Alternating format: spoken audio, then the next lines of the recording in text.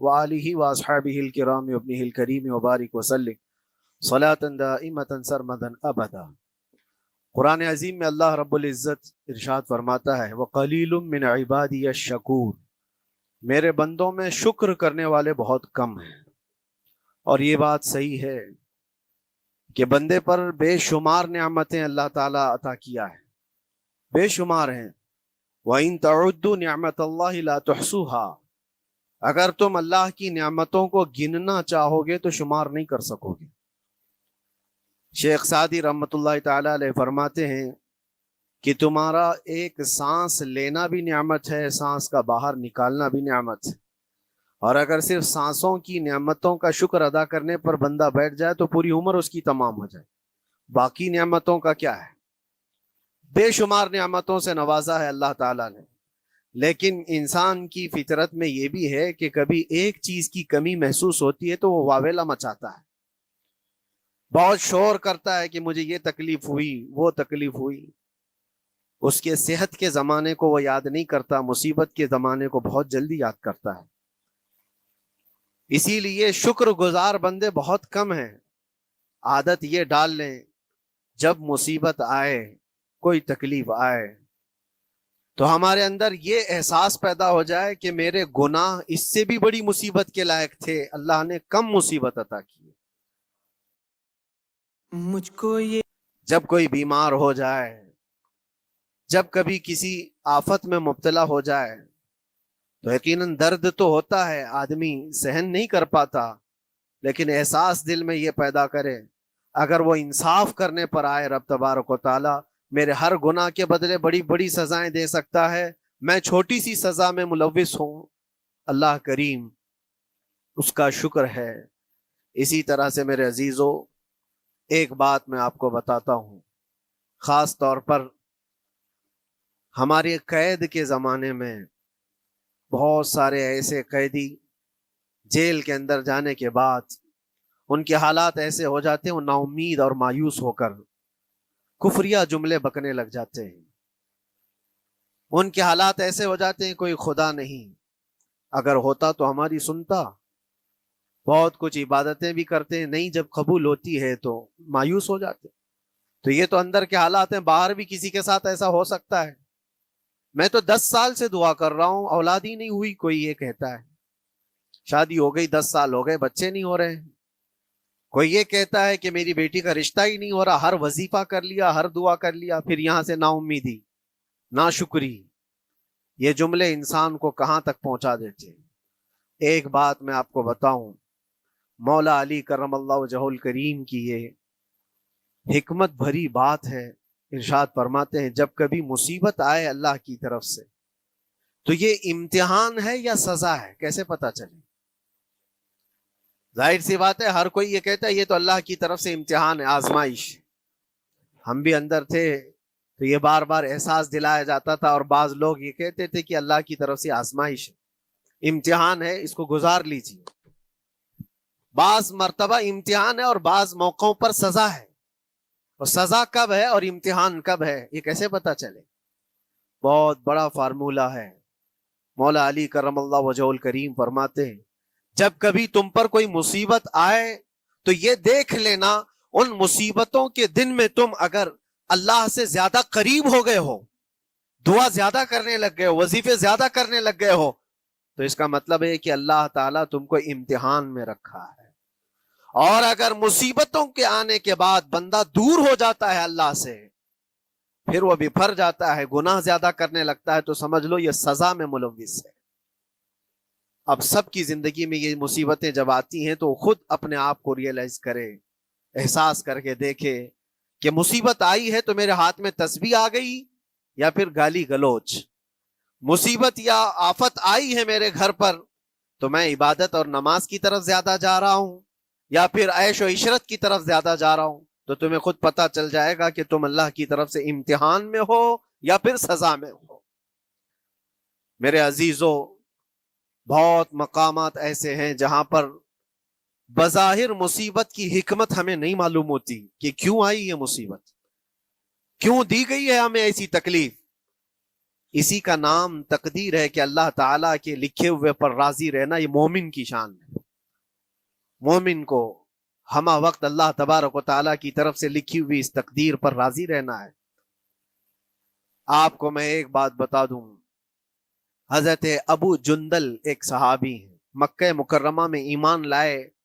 رسول پاک صلی اللہ تعالیٰ علیہ وسلم جب ابھی مکہ میں تھے، اس وقت غریب صحابہ کو کفار مکہ، مشرکین مکہ کس طرح سے پکڑ کر مارتے تھے، کیسے کیسی سزائیں دیا کرتے تھے. اسی اسنا میں اللہ کے نبی صلی اللہ علیہ وسلم ہجرت کر کے مدینہ تشریف لے گئے. لیکن جو ابو جندل تھے یہ قید میں تھے، قید میں تھے. ان کا باپ خود ان کو قید میں رکھا ہوا تھا، اور ایسی قید کہ زنجیریں بندھی ہوئی رہتی تھی. مسلسل کئی سال گزر گئے. حضور پاک صلی اللہ تعالی علیہ وسلم کی ہجرت کے 6 سال گزر جانے کے بعد 7واں سال تھا جب آپ کو بتاؤں حدیبیہ کا وہ منظر پیش آیا جس کو صلح حدیبیہ کہا جاتا ہے. تقریباً 1400 صحابہ کے ساتھ رسول کریم صلی اللہ تعالی علیہ وسلم عمرہ کرنے کے لیے آئے. لیکن اس وقت مکہ کے کفار و مشرکین مکہ سے تقریباً 35 کلومیٹر باہر دور آپ کا راستہ روک لیا. کہا ہم آپ کو عمرہ کرنے نہیں دیں گے، آپ کے اصحاب کو، آپ کے صحابہ کو ہم مکہ میں انٹر ہونے نہیں دیں گے. جنگ جیسی نوبت آ گئی تھی. لیکن حضور پاک صلی اللہ تعالی علیہ وسلم اور صحابہ احرام پہن کر کے عمرہ کرنے کے لیے آئے. تو پھر درمیانی راستہ یہ اختیار کیا گیا. حضور پاک صلی اللہ علیہ وسلم نے فرمایا کہ ہم صلح کر لیتے ہیں، کچھ ایگریمنٹ ہو جائے ہمارے اور تمہارے درمیان، جنگ نہیں کریں گے، آج سے جنگ بندی ہو جائے. تو کفار مکہ اس بات پر راضی ہوئے، اور اس کے بعد صلح، جس کو کہتے ہیں صلح حدیبیہ، یہ بہت مشہور ہے. صلح حدیبیہ ہوئی، اس میں سارے پوائنٹس جو لکھے گئے تھے ایگریمنٹ کے اندر وہ سب مکہ والوں کی حمایت میں زیادہ تھے. دبا کر کے انہوں نے صلح کی تھی اس طرح سے ان کے الزام کے مطابق. یعنی اگر کوئی مکہ سے بھاگ کر مدینے جائے تو انہوں نے ایگریمنٹ میں لکھایا تھا کہ آپ کو وہ شخص ہمیں واپس کرنا پڑے گا، اور اگر مدینے سے کوئی بھاگ کر ہمارے پاس آئے تو ہم اس کو اپنے پاس رکھیں گے، ہم باہر واپس نہیں بھیجیں گے. تمہارا کوئی آدمی ہمارے پاس آ گیا بھاگ کر کے، یا ہمارا ہی وہاں رہنے والا کوئی آدمی آ گیا آپ کی امان سے نکل کر کے، تو ہم اس کو اپنے پاس رکھیں گے. ایسی بہت ساری شرطیں تھیں. میں کیوں کہہ رہا ہوں یہ بات سن لیجیے. یہ صلح حدیبیہ ہو گئی، ایگریمنٹ ابھی لکھا جانا تھا. وہ ابو جندل صحابی جو کئی سالوں سے مکہ میں قید میں تھے، زنجیریں توڑ کر کے وہ باہر نکل آئے. اور جب ان کو یہ خبر ملی کہ مکہ سے 35 کلومیٹر دور اللہ کے نبی صلی اللہ تعالی علیہ وسلم اپنے صحابہ کے ساتھ پڑاؤ ڈالے ہوئے ہیں اور تشریف لانے والے ہیں، کسی طرح بچ بچاتے ہوئے وہ وہاں پہنچ گئے حدیبیہ کے مقام پر. جیسے ہی وہ پہنچے صحابہ میں ایک شور ہو گیا. صحابہ جانتے تھے کہ کتنے سالوں سے ابو جندل قید میں ہے، طرح طرح کی اذیتیں اٹھاتا ہے، بہت مصیبتیں اٹھائی ہیں ابو جندل نے. دیکھا ان کے جسم پر پورے زخموں کے نشان تھے، ہاتھوں اور پیروں میں زنجیریں لٹکی ہوئی تھیں. وہ اسی حالت میں صحابہ کے پاس آ گئے. صحابہ سب نے سینے سے سینہ لگایا، استقبال کیا. ابو جندل تم آ گئے ہمارے پاس، آ گئے. اب بات سنو، بڑی حیرت کی ہے. ایگریمنٹ لکھا جا رہا تھا اور ابو جندل مکہ سے فرار ہو کر کے آئے تھے. ابو جندل کا جو باپ ہے اور دوسرے جو رئیس مکہ کے تھے، قریش کے سردار، سبوں نے ہاتھ روک لیا اور کہا ہمارا ایک آدمی بھاگ کر آپ کے پاس آیا ہے، ایگریمنٹ کے مطابق اس کو آپ ہمیں واپس کرنا ہوگا، واپس لوٹانا ہوگا.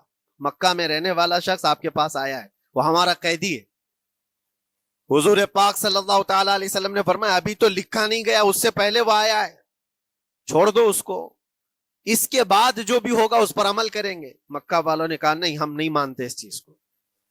حضور پاک صلی اللہ تعالی علیہ وسلم نے یہاں تک فرمایا اس ایک شخص کو میری ضمانت میں دے دو، باقی تمہاری ساری شرطیں منظور کر لی جائیں گی.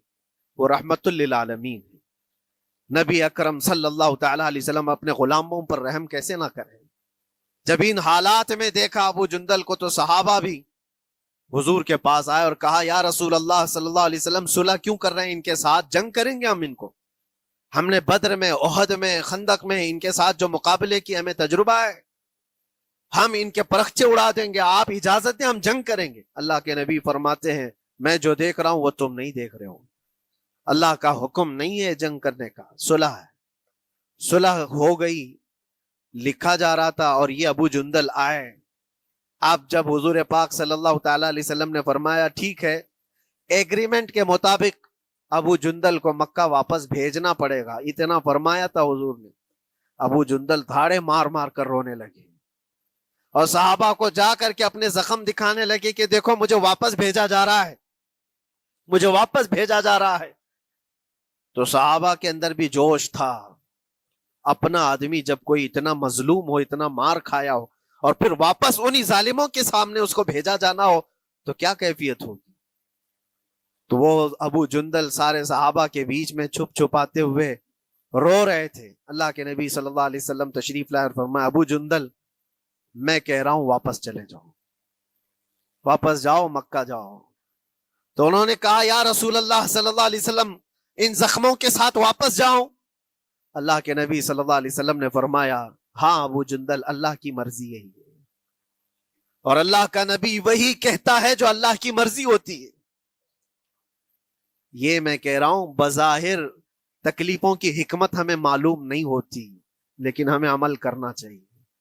نبی پاک صلی اللہ تعالی علیہ وسلم کا جب حکم ہوا، ابو جندل انہی زنجیروں کے ساتھ ان کے باپ کے حوالے کر دیے گئے، وہ گھسیٹتے ہوئے لے جا رہا تھا، گھسیٹتے ہوئے واپس انہی قیدیوں کی طرح لے جا رہا تھا۔ سب کی آنکھوں میں آنسو تھے، لیکن حکمت الہی کیا ہے یہ کون جانتا ہے۔ بظاہر اللہ تبارک و تعالیٰ کی طرف سے یہ دی ہوئی آزمائشیں، یہ تکلیفیں، اس کی حکمت وہ بہتر جانتا ہے۔ جب ابو جندل کو واپس کیا گیا ایک سوال اٹھتا ہے،